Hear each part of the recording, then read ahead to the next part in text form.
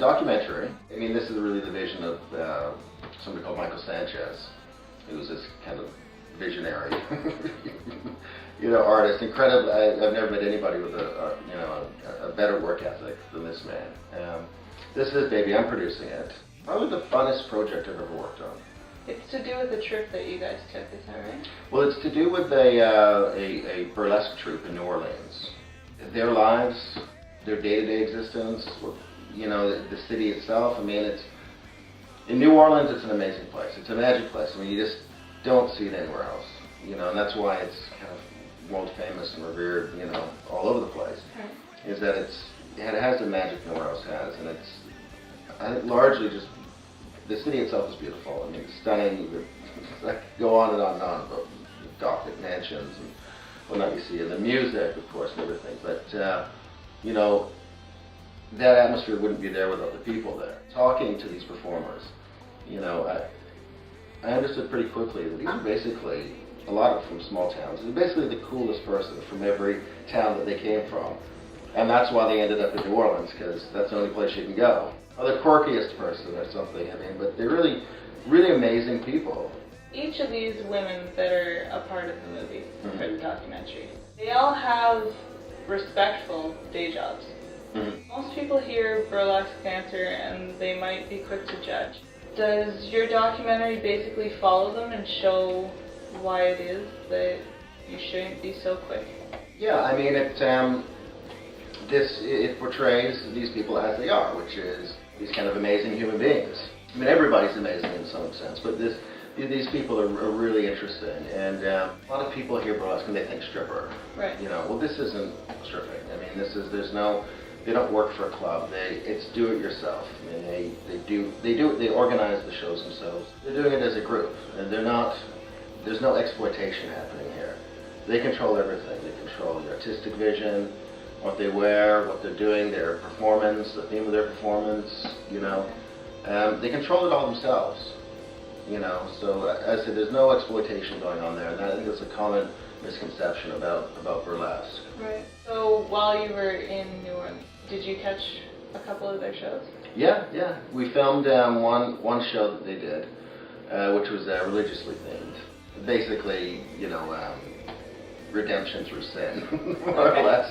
It was interesting. A lot of these people have, or some anyway, have a pretty strong religious background. The MC of the group, whose name is Ben Wisdom, which is great. That's name, a good isn't name, it? yeah. Ben Wisdom. He's kind of, the counterpoint to the performers. He's our MC. He's the performer himself, but he's this huge guy. He's like 6'4".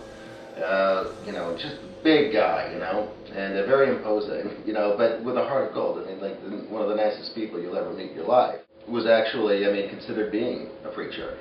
He'd be excellent at it. He's using a lot of the same skills, as a performer, and so for that show there was kind of a religious undercurrent to it, and but we filmed that entire show. We've got actually a ton of performance footage.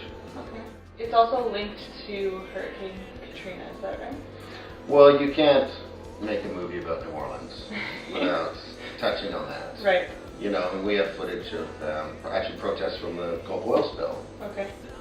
Which was happening at that same time, which is, features in the movie. But Katrina, you can't get away from it when you're down there. I mean, you can go down streets with all these nicely manicured lawns, well taken care of houses, and you'll just see one that's derelict. Really? Literally like vegetation growing out the windows. You can see lots of places with the spray paint across, on the front door of the house.